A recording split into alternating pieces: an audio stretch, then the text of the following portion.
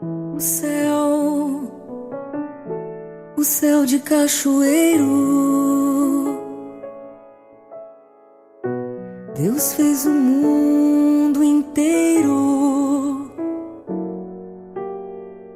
e me fez nascer aqui. Eu sou Igor Dantassu, meu nome completo é Igor Dantassu. Eu nasci em Minas Freire, aqui na região sul, registrado em 27 de fevereiro de 1948.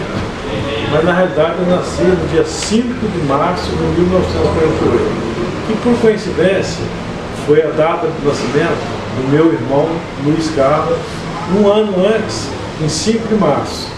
Aí o papai, eu fui saber isso 40 anos depois de idade, né? Minha mãe que falou que o pai não estava vivo. Né? Então o papai não colocou 5 de março por causa do irmão que tinha já morrido sem completar um ano. Então ficou 27 de fevereiro. Então tem duas datas de nascimento.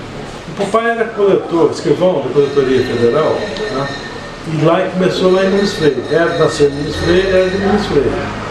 Mas de Minas Freire ele foi para Cariacica, de Cariacica ele foi para Barra Tapimirim, de Barra Tapimirim foi para Guaxuí, depois para Alegre, Castelo, depois veio para Cachoeiro, talvez 68. Mas em 67, 66, 67, eu já tinha vindo para cá para fazer a primeira turma da Faculdade de Direito, da FDCI, né? Então eu veio daqui, eu vim por causa da faculdade, né? Papai não tinha um monte de filhos, 8, né?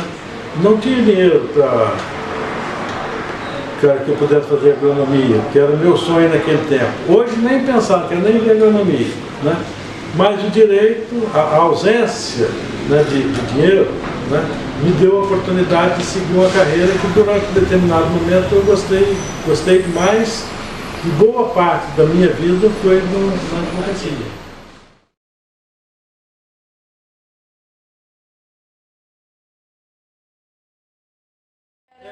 Eu estudei na Barra Tapimirim, comecei, né? Eu não tenho mais memória, mas se eu pensasse, parasse um pouquinho, lembrava. Né? Diocleciano de Oliveira, eu acho que é em Guaçuí, escola, né? Professor Leles, em Alegre, escola primária, Aristeu Aguiar, em Alegre também. Depois o João Blei em Castelo, todas as escolas públicas, depois da Faculdade de Direito também em Cachoeiro, todas as escolas públicas onde eu me sinto. Eu tenho a maior honra em dizer que eu estudei nesse colégio, que era de muita qualidade. Aquelas brincadeirinhas de rua, né, tradicionais, né? Tinha um espaço muito grande, não tinha a violência que tinha hoje, né? Então, era uma infância muito feliz, né? Não é pouca não. E aqui em Cachoeiro, eu já tinha meus 18 anos quando vim para cá, né? A gente ficava até de madrugada na rua, exatamente em frente ao Bernardino Monteiro. Foi ali que eu vi, eu estava sentado ali falando sobre política, eu tinha meus 22, 23 anos, né? Quando caiu o prédio da edifício Nina, que fica ali do lado da Caixa Econômica, né? E muitas vezes a gente passava as madrugadas ali discutindo política na praça, quer dizer, eram jovens, um pouquinho antes, né, nós somos 21, 22, éramos jovens, né, e vivíamos na praça, né? Nós tivemos ali um grande professor, o professor João de Deus Madureira, que é médico, né, um homem da maior sabedoria, né? E a gente aprendia a ficar até de madrugada ali, ele morava do lado, né? A gente ficava de madrugada, uma infância, uma juventude muito feliz.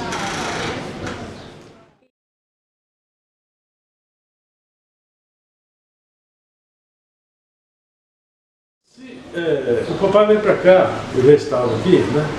O papai veio para cá em 68, 69. Então, mas 67 eu já estava morando aqui em República. Se você colocar 1,5 km em redor do centro da cidade, eu ou em República, né, ou casado, ou solteiro, morando com uma família, uns 20 endereços nesse 1,5 km a partir do centro da cidade. Então, eu sou uma pessoa do centro da cidade. O centro da cidade é aquele bloquinho que eu te dei, né? Aqui.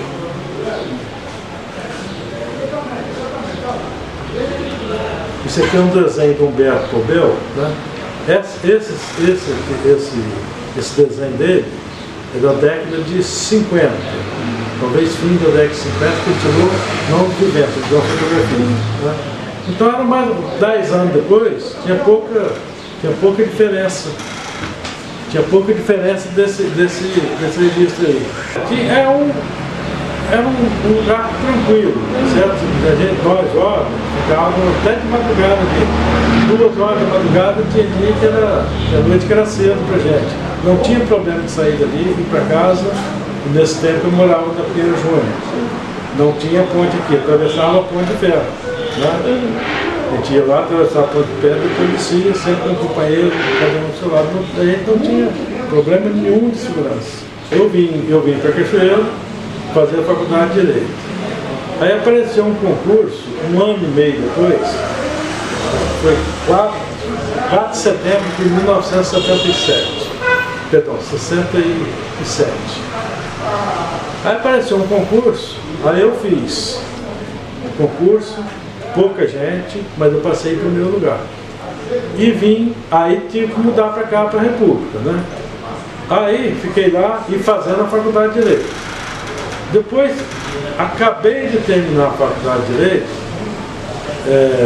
eu fui chefe de gabinete do Hélio Manhães, prefeito Hélio Carlos Manhães, com 21 ou 22 anos de idade.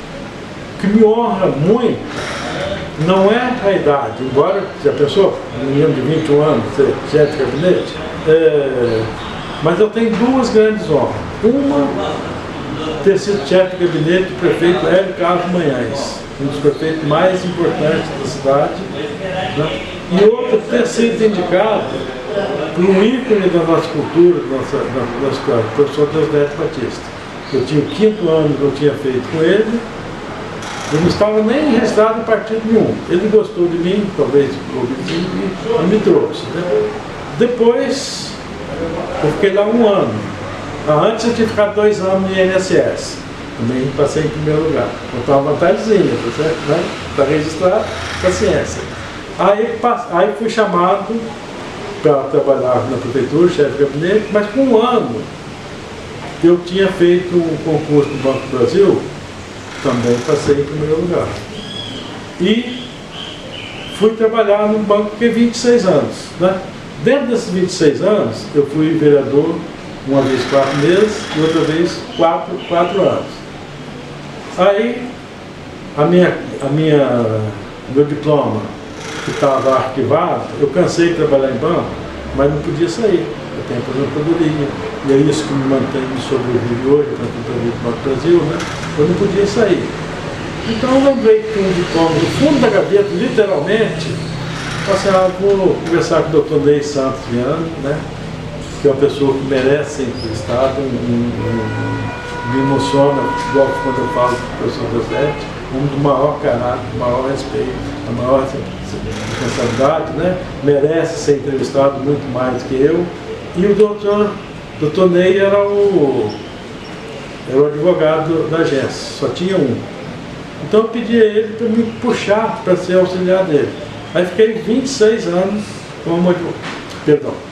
Fiquei 4 anos, 26 anos no banco. Fiquei os últimos 4 ou 5 anos como advogado. Aí até assim, agora chega. Aí já tinha sido vereador antes, fui advogado particular há um bom tempo, mais de 20 anos, né? Vinha ser vereador, né? E agora, na última vez, eu entendi. Falei para mim, você escolhe ser advogado para ganhar bem, muito bem, né? E ser vereador ou para ganhar mais ou menos, tem hora que menos e tem hora que melhora um pouquinho, mas muito menos do que eu ganhava como advogado. Só que eu tenho uma missão na vida. E é essa missão, né, é esse olhar de vocês, né, para essa missão que eu acredito que eu estou aqui. Porque se eu estivesse fazendo outras coisas, eu não teria graça nenhuma para você. Então, aí eu me sacrifiquei um pouco, mas nem pensando em sacrifício, tá certo? Vamos falar tecnicamente, um sacrifício, mas de coração, eu falei assim, poxa, estou onde eu quero. Graças a Deus, eu estou onde eu quero. Então vamos começar do Maquiavel, né? O Maquiavel é um cidadão realista. E na política, eu só acredito em quem é realista. Né? A gente tem que engolir muito sapo, tem que esperar a ocasião certa, né? Tem que terminar a vida pobre. Às vezes quem é filho de rico vai continuar rico. Mas quem fica rico na política, primeiro está fugindo de Maquiavel que morreu pobre e desempregado. Né? Então o meu olhar para o Maquiavel é que ele é um cara verdadeiro. Né? Eu distribuo o livro de Maquiavel, Príncipe, né? A quantidade. Inclusive agora que vim para cá, entreguei 2 a 2 pessoas que se interessaram, né, pela história dele. Então vou, marco o trecho, né, explico, né, porque para mim ele é muito mais a importância dele para mim, para ele a vida é o real. Mansur, se é política, não inventa moda, haja com correção, doa quem doer, acaba apanhando muito, mas paciência. Você quer ser honesto, político? Isso Maquiavel dizendo, diz a verdade, né? Você não vai ser rico não, você vai ser pobre. E eu aprendi na vida, né, com meu pai tendo a vida regrada, sem ser socialista, né, ele ser do grupo comum, né, eu aprendi com ele ser essa pessoa que não tem olhar para riquezas, né? Mas a grande lição que eu tive, eu aprendi com o Sr. Milton Meirelles, era o tesoureiro do Banco do Brasil, né? Ele é dos 40 anos, né? 40 ou 42 anos mais velho do que eu, né? Ele já era aposentado, ia todo dia no banco, era socialista de verdade, tinha um excelente salário, não tinha filho, né? E o que aquele homem, eu vi, o que aquele homem, o que ele doou para as pessoas pobres, fez tudo, e sem falar com ninguém, sem fazer propaganda, é uma enormidade que alguém um dia poderia fazer isso. Agora, um ponto importante do caráter ambiental, que eu também faço uma defesa do ambiental além de ser socialista, né? Eu aprendi com ele. Também que ele doou uma ilha para a cidade, o direito de posse, que ilha particular não é dona, tem o direito de posse. Então doou, que ele cuidou desde 1940. E está na escritura, do qual eu faço parte como guardião, né? Tudo que ele quer. E é o que nós estamos lutando hoje para que volte a ser. Tá? Não está do jeito que a gente quer, nem do jeito que ele quer. Mas nós estamos tentando fazer, né? Para ver se a gente chega num bom termo, para que a memória desse homem seja sendo lembrada como um socialista honesto e como um homem que não tinha criança e olhava para a criança, podia viajar o mundo inteiro, tinha um ótimo salário, mas não. Juntava o dinheirinho, ajudava uma criança aqui, os filhos que não eram dele. Né?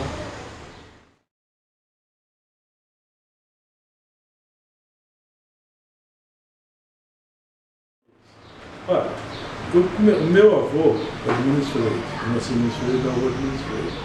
Aos 4 anos de idade, ele me ensinou a ler. Né? Então, eu sou um leitor voraz há 67 anos, né? Que eu sempre gostei de ler o ABC, lia tudo, né? Então aprendi a ler, mais do que isso, aprendi a gostar de ler. E na Agata eu gosto de ler tudo, mas o que eu gosto de ler mais é história. Porque é a história que ensina a gente. Né? Então a vida inteira lá em casa a mulher briga comigo, não tem lugar para pôr determinadas coisas, porque está tudo no quarto, tem livro, a sala tem livro, na antessala tem livro, semana tem livro, o quarto da empregada que não dorme lá, né? Tem livro, né? Então, mas a minha leitura é social e política, exatamente o que eu sou, né? Um homem socialista, que olha para o social, e um homem que gosta de ler, né? E escrever. Até os 42 anos eu escrevi às vezes jornalzinho de moleque, mas uma vez ou outra, muito pouco. Né? Mas até os 42 anos eu não escrevia quase nada, escrevia um pouquinho, não escrevia quase nada, porque eu tinha vergonha. alguém vai pegar meu escrito, nossa, esse cara não sabe escrever nada. Mas um dia eu aprendi, e essa lição eu queria deixar para quem estiver ouvindo a gente, né, em determinado momento de ouvindo, né? Aquele que escreve, ele tem, quanto mais novo ele for, ele tem uma coragem estupenda. E eu vou dizer, se você vai pensar que alguém vai reclamar que você vai escrever mal, vai ser muito pouco, porque a maioria que não escreve, em termos de escrita, é muito pior do que você. Eles são incapazes de escrever, são capazes de criticar, né? Mas a maior parte, 99%, não critica, fica em silêncio. 0,9% critica, mas não escreve, né? E há mais uns 42 anos, peraí, aí eu tive exatamente o raciocínio. Quem não escreve é porque não tem coragem. Quem tem coragem de escrever, né, vai aprendendo devagar, chega um amigo, nosso, tem uma vírgula errada, o seu raciocínio é isso, vamos discutir. Então aí você vê, né, que se não tiver essa coragem, você não vai virar escritor. Né? No meu caso é mais cronista. Né? Então, exatamente a partir dos 42 anos que eu passei a escrever com bastante frequência, foi quando eu venci o meu medo. A minha leitura começou sendo mesmo antes e depois.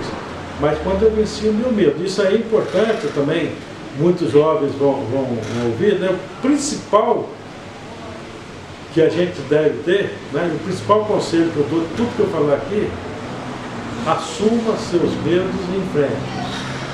Que na hora que você enfrentar, meio mundo dos seus adversários caíram porque eles não vão ter competência de ganhar. Porque aquilo que está preso dentro de você de escrever, você vai aprendendo devagarzinho. Vamos falar dos escritores de Cachoeiro, mas antes, vou falar num jornalista de Cachoeiro. Que eu vou me controlar para não chorar, certo? Porque a história desse homem é, entre aspas, pior do que a do Maquiavel. Maquiavel nasceu rico, filho do barão de Itapemirim e morreu pobre. Então, o primeiro que eu vou falar não é um político. Escrevia, diretor de jornal, escrevia em jornal, né? Nasceu rico, era filho do barão de Itapemirim.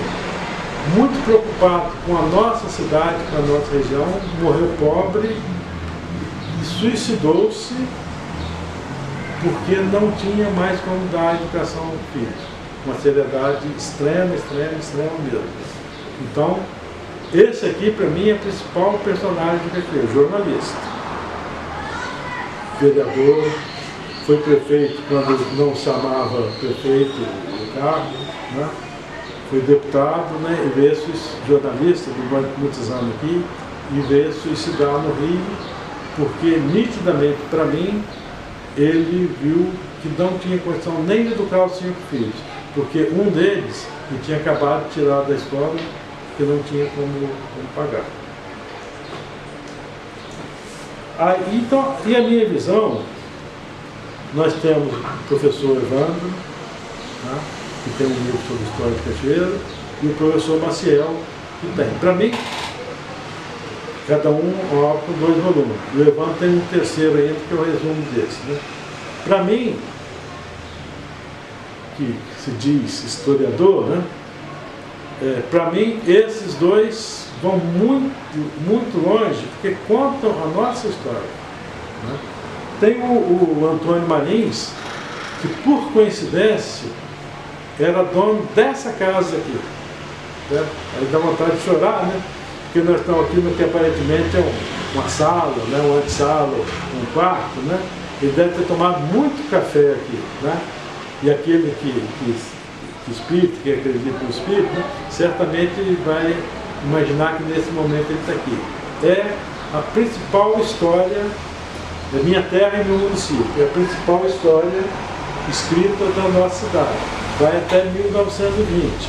É um livro que eu, oportunamente, pretendo republicar. Provavelmente em junho de 1920, até junho, quando ele vai completar os 100 anos do livro. É um livro importante, né? Tem o Levi Rocha, também tem uma crônica de Cachoeiro. Esse livro não podia faltar na cidade. Né? É uma história de verdade mas contada quase que assim, vamos sentar aqui, vamos contar uma história de Cachoeira. Então não tem aquela técnica exagerada, mas tem um amor muito grande pelo que é a terra. Né? Tem Benjamin Silva, que é um cronista. Esse livro aqui eu também ganhei de seu Gil, aqui em 1975. Eu tinha 4 anos de Banco do Brasil, mas só 2 de agência aqui. Trabalhamos esses 2 anos lado a lado, ele na hora de aposentar, né? Eu começando, né?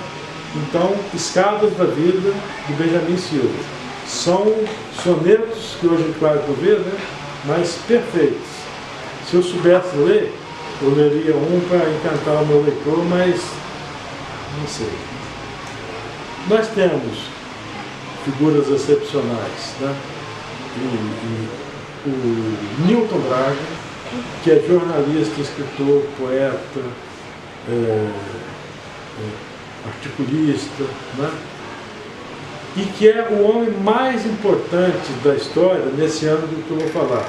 Ele conseguiu fazer a festa de Cachoeira em 1939, 1940. Né? A gente antes não tinha. Né? Tirou de 25 de março, que era a emancipação, para colocar em 29 de junho. Mas peraí, não é 25 de março a emancipação?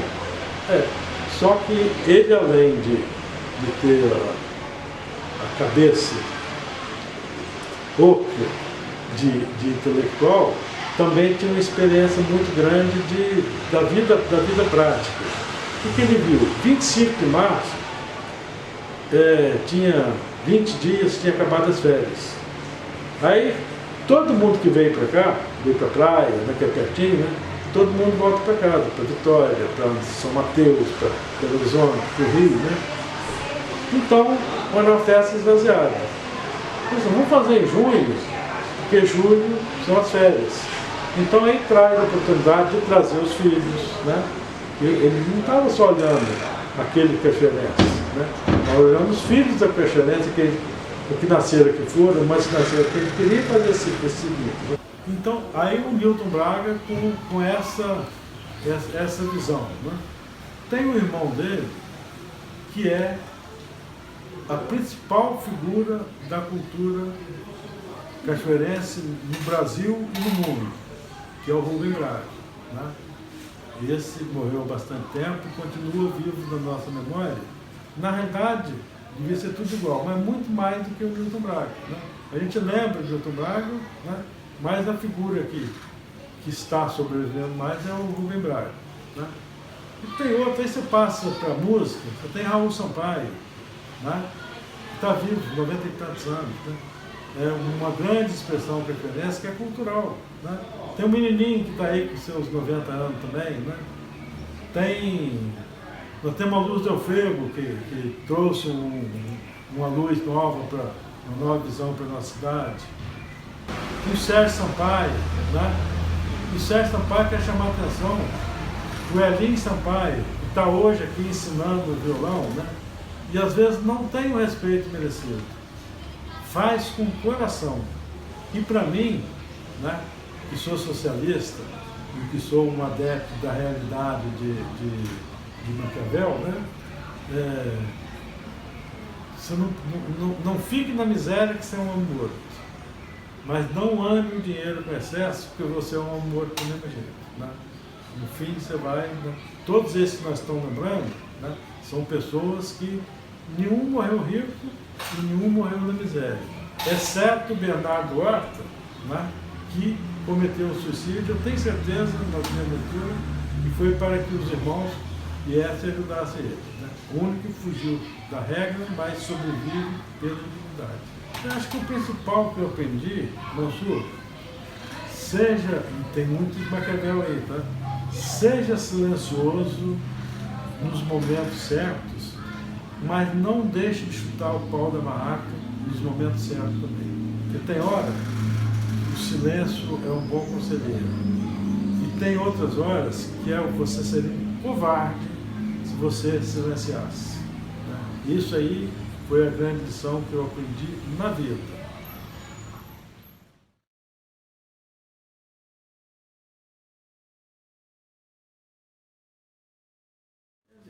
Na realidade, eu sou uma pessoa completamente antissocial. Certo? Eu gosto de sentar na minha cadeira, né? Deitar na cama, no sofá, né? E tá lendo as coisas. Às vezes se tem um filme importante, vou lá ver. Se tem uma entrevista importante, vou lá ver. Mas num determinado momento, né? Mas não tem mais memória. Vamos falar, em resumo, eu não sei quem me convidou. Né? Mas num determinado momento eu me vi aqui dentro. Aí eu falei assim, não, isso aqui me faz bem. Então eu não vou sair. Eu não sou o maior frequentador, né? Talvez seja menos frequenta, né? Mas com muito carinho, né? Então gosto demais, gosto de, não perco uma posse de acadêmico, né? Mas eu tenho a impressão que deu um vento, de repente eu estava aqui dentro. E gosto.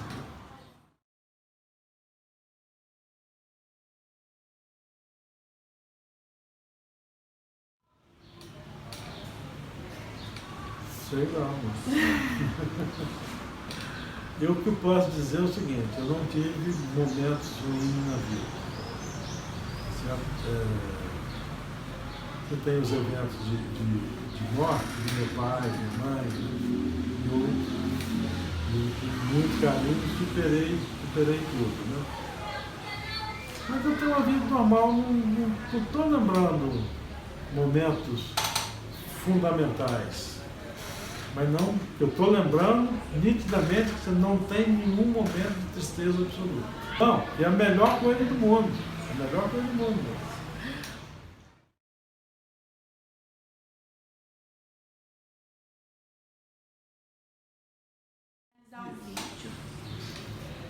Espero continuar sendo o mesmo. Chato no momento certo e carinhoso no momento adequado. Saber compreender os outros, continuar, estou falando de tudo continuar fazendo. Saber consolar os outros, chegar junto na hora certa, né? E saber ser duro, jogar pedra no sentido literário, né? Quando eu acho que está havendo abuso. E pretendo, eu tenho 71 anos, né? Pretendo provavelmente candidatar mais uma vez, mais outra não sei se candidataria, né? E continuar fazendo a mesma coisa que eu faço. Né? Então, fixando naquilo que eu estou fazendo para não ficar espalhando. Faz uma coisa, faz 10 coisas, quem faz 10 coisas não faz nenhuma.